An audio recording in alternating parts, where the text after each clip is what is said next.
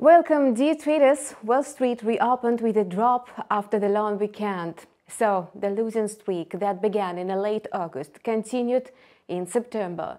In the Asian session, futures for the main US stock indexes were in the red. Asian stock markets followed suit, as the stock exchanges are gripped by bearish sentiment. What's happening on forex? Watch our video review and find out. Let's start. According to the Fed Funds futures, expectations of another 75 basis point rate hike by the Fed have increased significantly. Investors are pricing in a sharp rate hike even despite a strong Services PMI Index. The index climbed in August while supply chain bottlenecks and inflationary pressures eased. The index rose to 56.9 in August from a 56.7 a month earlier. It's a good news for the US economy, as it signals a lower likelihood of a recession. It also greenlights further aggressive tightening. Currently, while assessing reports, investors are mulling over its potential impact on the Fed's monetary policy. However, it makes no sense, as the regulator has stated many times that its main priority is to curb inflation. It's even ready to slow economic growth and the risks of a recession. As a result, uncertainty over the rate hike in September is mounting. In turn, it fuels volatility, which is bullish for the greenback. Today, both internal and external factors are boosting demand for the US dollar. To start with, it's up amid upbeat Services PMI data and the expectations of another aggressive rate hike. Apart from that, it's rising amid risk aversion and weakening rivals. Another driver for the US dollar was the fall in the yuan to a low over July 2020. The US dollar is a true king on forex today. It's pushing down its counterparts amid the Fed's hawkish stance and resilience of the US economy compared to other countries. It has logged its best performance over the last 10 years, and the US dollar index has soared by about 15% since the start of the year, approaching a new high of 110.55. During the Asian session, the US dollar was trading not far from yesterday's highs in the range of 110.19 and 110.69.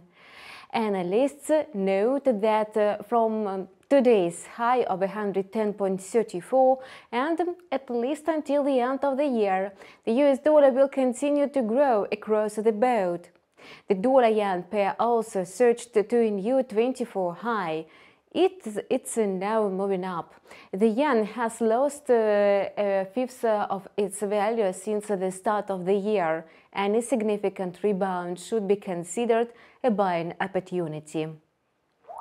The US dollar is edging higher versus the yen amid grabbing US Treasury bond yields. The yen is very sensitive to changes in the US Treasury yields. At the same time, Japanese government bond yields are near zero due to the Bank of Japan's ultra-loose stance. During the Asian session, the 10-year US bond yields jumped to the highest level since June 16, and today the pair is trading at 144.04. It's likely to enter the price corridor of 142.73 and 144.38. While investors are watching the sharp movements of the yen, its negative impact on the country's economy is getting more devastating. For example, the index of leading economic indicators in Japan dropped to the lowest level since February 2021. This index reflects the state of the economy for the several months ahead. Analysts are extremely worried about its sharp decline against the backdrop of a global uncertainty. Perhaps worsening economic indicators due to the movements of the yen, which Japanese Finance Minister Shunichi Suzuki called somewhat rapid and one-sided, will force the Bank of Japan to intervene. The Aussie is also lacking in powerful drivers for an upward movement. Yesterday, the Reserve Bank of Australia raised the rate by 50 basis points, signaling further tightening to stop rising inflation. And the economic recovery is in full swing in Australia. It should also support the national currency. However, risk aversion, falling oil prices, and the downtrend on Wall Street are pushing the Aussie down. As a reminder, it has a high correlation with the USDX, so the AUD USD pair decreased to 0.6726. In addition, China is coping with an economic downturn.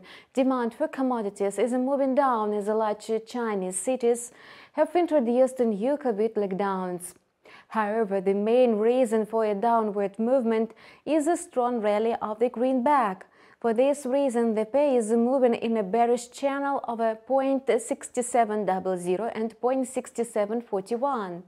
Apart from that, further aggressive tightening by central banks may undermine long-term demand for risk assets. And that's all for now. Improve your trading efficiency by watching our video reviews. Subscribe to our channel and keep your finger on the pulse. See you soon.